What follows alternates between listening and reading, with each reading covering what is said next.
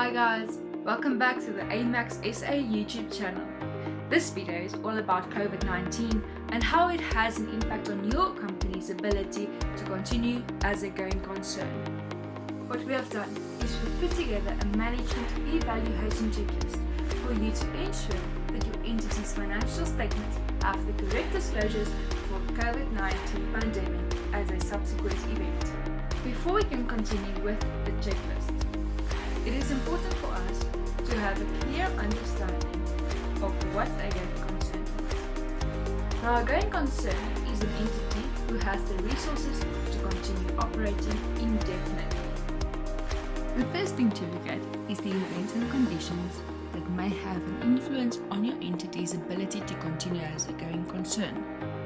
What you will do is you will look at the financial and non-financial implications that COVID-19 has on your entity. Look at the industry-specific implications. An example of this is hairdressers that was not able to operate for 3 months, which also means that they did not have any income for that 3 months. The current financial conditions and operating results is important to look at, as well as labor concerns and legal proceedings.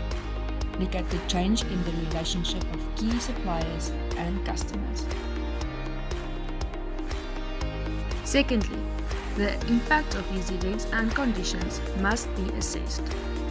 The auditors and accountants must take this assessment into account, and it must be relevant at the date of the financial statements being signed. The impact of the events and conditions must be taken into account in isolation from one another, and the assessment must be done to address all the possible risks and uncertainties that the entity may face in the near future. Our third step is to list the mitigating factors. These are possible actions to address the impact of the events and the conditions on the entity. Government and financial institution COVID-19 relief structures are very important points to look at. You can restructure your debt and organization.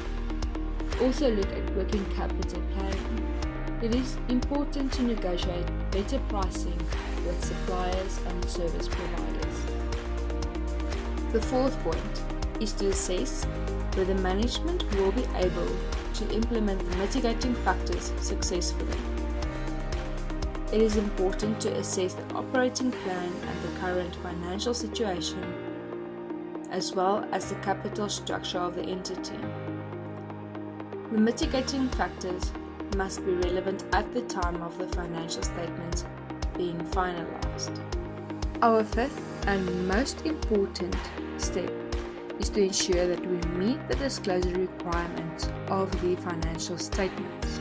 Disclosures are required when we have events and conditions that substantially raise doubt about the entity's ability to continue as a going concern. Subsequent events must be considered, and it is very important to do additional testing to ensure that the entity is still a going concern. Because of COVID-19, it is very important for auditors and accounting officers to evaluate the going concern of an entity extensively before they can issue their report. To recap our evaluation checklist, number 1 is to list the events and conditions. Number 2, assess the events and conditions. Number 3, list the mitigating factors. Then you have to assess the mitigating factors. And number 5 is very important, like I said. You have to ensure you have the correct disclosures in your financial statements. If you liked this video and found it informative, please hit like, subscribe, and the notification button below. And click on the link below if you have any further queries or need help with anything I've mentioned. See you next time. Cheers.